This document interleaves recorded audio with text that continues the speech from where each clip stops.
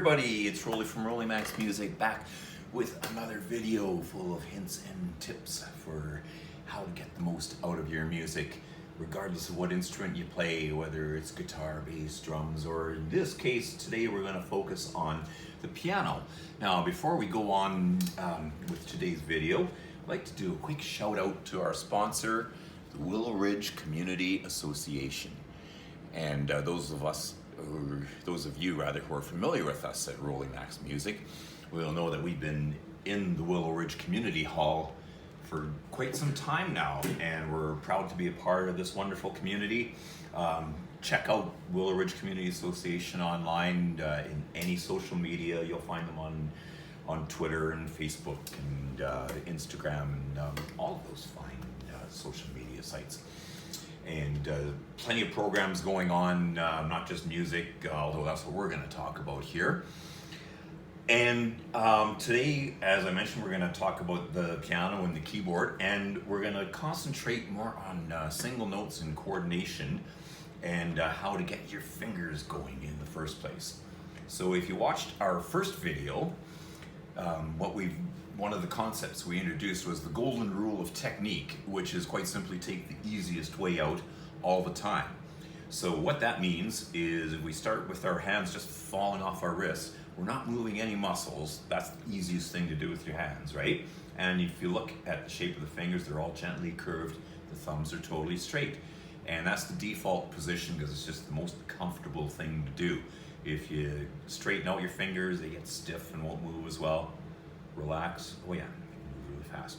Or if you bend them too far, again, you get stiff and can't move. So we take that relaxed hand position and we put it on the piano keyboard like this. And so what happens is we've got all 5 fingers in each hand touching the keys, and they're free to move around really well.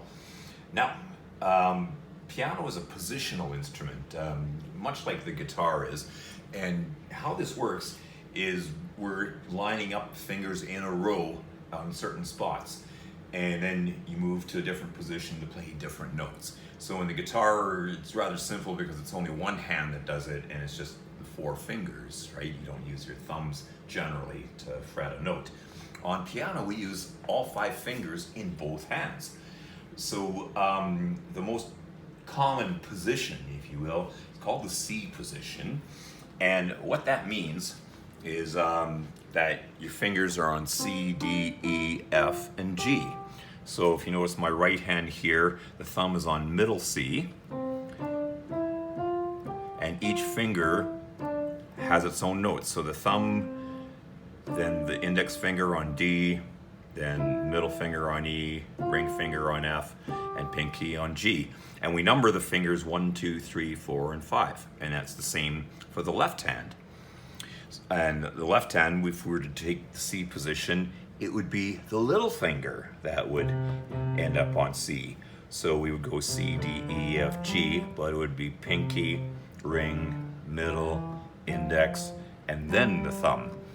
And the way we number them is the thumb is 1, the index or pointer finger is 2, middle finger is 3, ring finger is 4, and pinky is 5. So in order to coordinate, if we're going to play the same note with both hands, you'll notice that a different finger plays it. Now, our most natural way of lining up the hands so that the fingers in each hand are doing the same thing is like this. So most people have no problems having their thumbs do the same thing or the index finger doing the same thing, whichever finger, right? But what we're doing is we are pairing the fingers like this. The thumb and the little finger are a pair. The index and the ring finger are a pair, and the middle fingers, well, same either way. So a good natural way to start learning how to play single notes on the piano keyboard is by resting your hand in the relaxed position and make sure the top is level so that you can actually balance something on it, and you can play and whatever you're balancing won't fall off.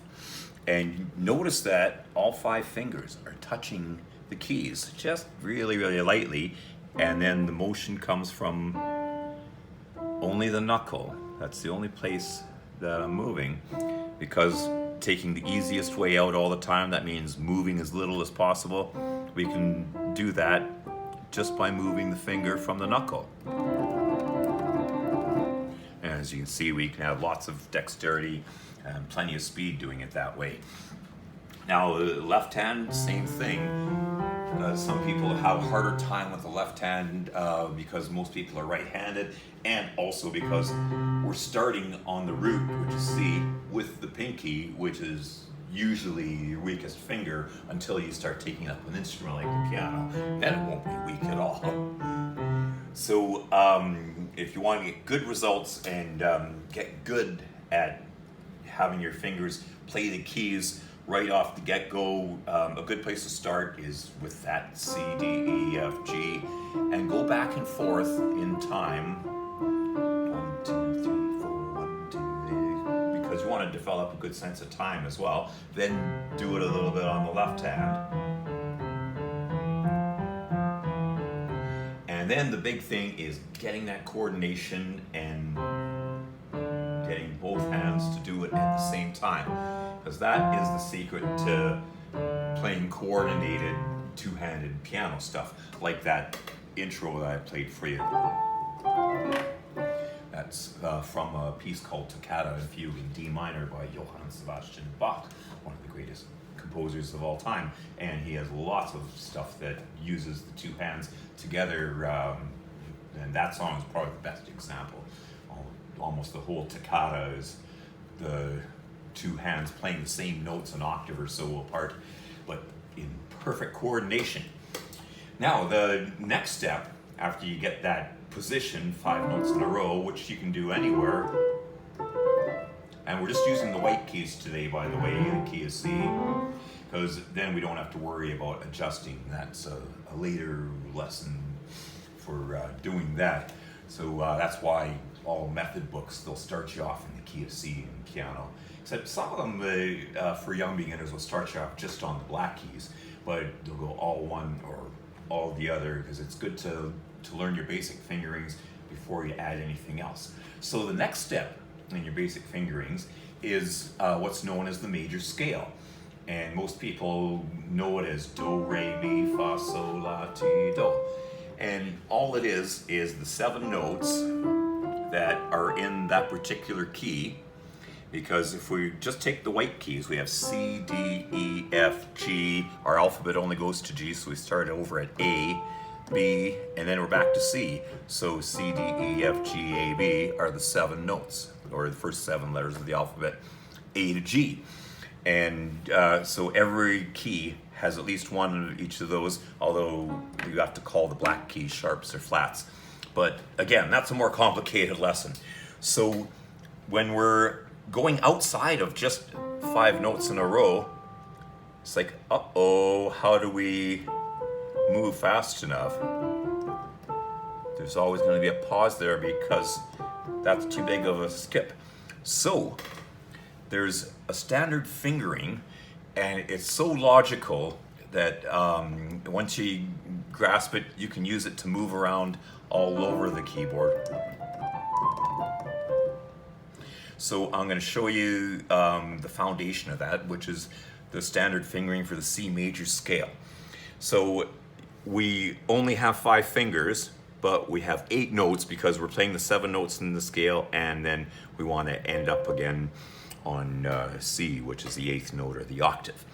So if we play C, D, E, now we have finger number 3 playing E, and in everybody I know of, your middle finger is your longest finger, right? So there's the most room to go under.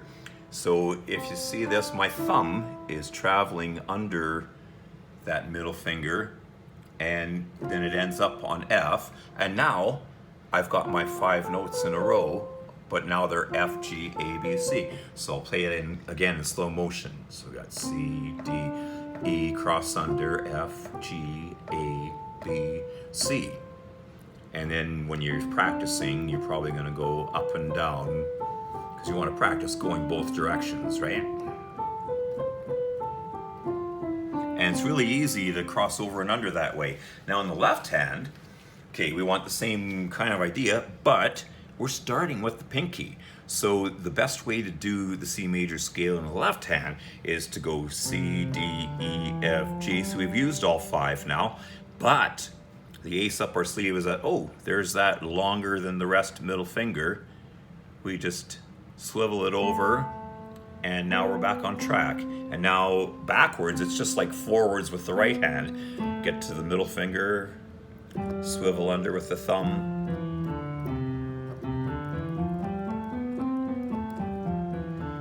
and practicing that over and over will get you so that it'll become natural to cross your thumb under or cross the rest of the hand over.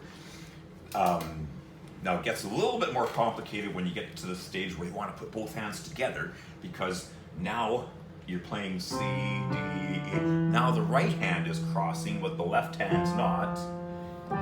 And now the left hand has to cross because we run out of fingers, but the right hand plays out the string. Then we go back the other way, and now it's the left hand that crosses first, and the right hand plays out the string, and now the right hand has to cross on E. And that's one of the most basic, most widely used rudiments to gain good technique on the piano.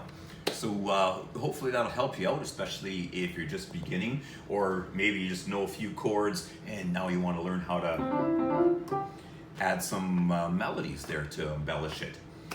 So please join us for our other videos, watch for all of the series, and remember that we're always here if you need more help. Most of you are going to pick up a lot from these videos, but the only problem with these videos is that even though you can see me, I can't see you. So there's no substitute for proper lessons where you get the feedback of a teacher, and I would love to help any of you out if you're interested in playing piano or guitar, bass, drums, voice. There's our phone number. Please give us a call if you liked the video, or even if you didn't like the video. We want to say, hey, you guys, you can do this better. We're always into hearing from you. So until next time, happy playing, and enjoy what you're doing on whatever instrument you're playing.